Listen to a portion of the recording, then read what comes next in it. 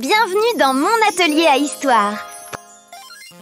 Est-ce que tu savais qu'il existe des machines capables d'apprendre toutes seules? Comment ça, des machines qui apprennent? Elles ont un cerveau maintenant? Pas vraiment, mais elles peuvent reconnaître des images, comprendre des phrases ou même créer de la musique. C'est ce qu'on appelle l'intelligence artificielle ou l'IA. Mais avant de tout expliquer, abonne-toi. Chaque mercredi et vendredi à 17 h, on découvre ensemble comment le monde fonctionne. L'histoire, la science, les nouvelles technologies.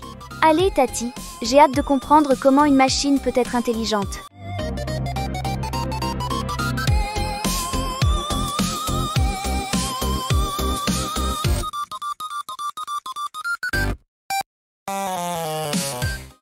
L'intelligence artificielle, c'est une idée géniale. Apprendre à une machine à réfléchir par elle-même. Pas à la manière d'un humain, mais en observant des exemples et en repérant des modèles.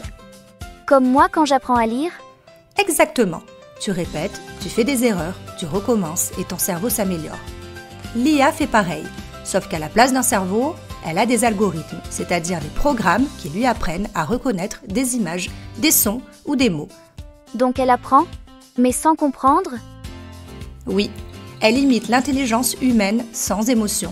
Elle peut reconnaître ton visage, prédire la météo, traduire une phrase, mais elle ne sait pas pourquoi elle le fait. Pour apprendre, l'IA a besoin de données, des millions de photos, de textes, de voix, qu'on lui montre encore et encore.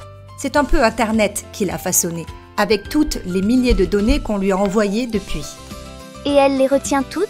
Non, elle cherche des règles invisibles. Par exemple, si tu lui montres 1000 photos de chats, elle finit par remarquer que les chats ont 2 oreilles pointues, des moustaches et une forme particulière. C'est comme ça qu'elle reconnaît un chat sur une nouvelle image. Mais si elle voit un renard? Alors elle peut se tromper, et c'est là qu'elle apprend de ses erreurs en ajustant ses calculs. C'est ce qu'on appelle le machine learning, l'apprentissage automatique. Donc, plus elle apprend, plus elle devient forte? Oui, mais tout dépend de ce qu'on lui montre. Si on lui donne des mauvaises informations, elle apprend de travers. Et dans la vie de tous les jours, on la voit où? Partout. Quand tu regardes une vidéo et que YouTube t'en propose une autre, c'est l'intelligence artificielle. Quand ton téléphone comprend ta voix, c'est l'intelligence artificielle. Quand un robot aide un chirurgien pendant une opération, encore l'intelligence artificielle. Et même dans les voitures modernes qui peuvent se garer toutes seules.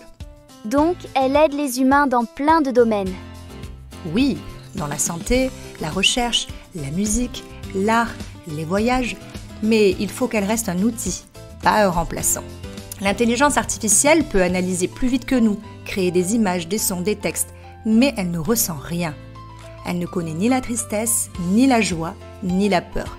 Elle ne comprend pas le sens profond des choses. Donc elle est intelligente, mais pas vraiment consciente? Exactement, c'est une intelligence imitée, pas une intelligence vivante. Mais pourquoi on en parle autant? Parce qu'elle divise le monde. Il y a ceux qui pensent que c'est une révolution incroyable, qu'il faut apprendre à s'en servir car c'est l'avenir. Ils disent que l'IA aidera à guérir des maladies, à inventer de nouvelles technologies, à résoudre les grands défis de notre planète.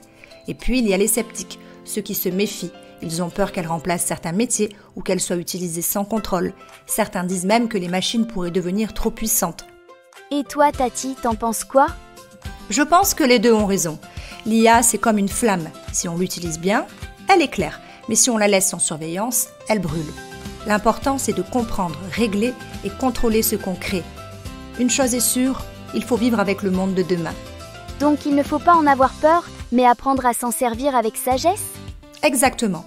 La peur empêche d'avancer, mais l'imprudence peut faire tomber. L'intelligence artificielle doit rester au service de l'humain, pas l'inverse. Dans le futur, l'intelligence artificielle pourrait nous aider à mieux protéger la nature, à inventer des énergies propres, à comprendre les océans ou à voyager dans l'espace. Mais pour ça, il faut qu'on lui apprenne la responsabilité et la bienveillance. Car n'oublie pas une chose, c'est toujours l'humain qui rend les choses belles ou laides. C'est un peu comme un élève géant qu'on doit bien éduquer. C'est exactement ça, une grande intelligence sans cœur qu'il faut guider avec celui des humains.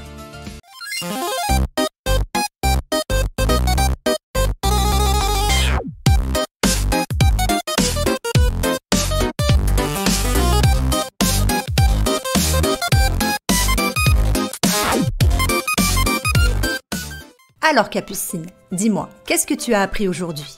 Que l'intelligence artificielle, c'est une machine qui apprend seule, mais qui a besoin des humains pour comprendre le monde.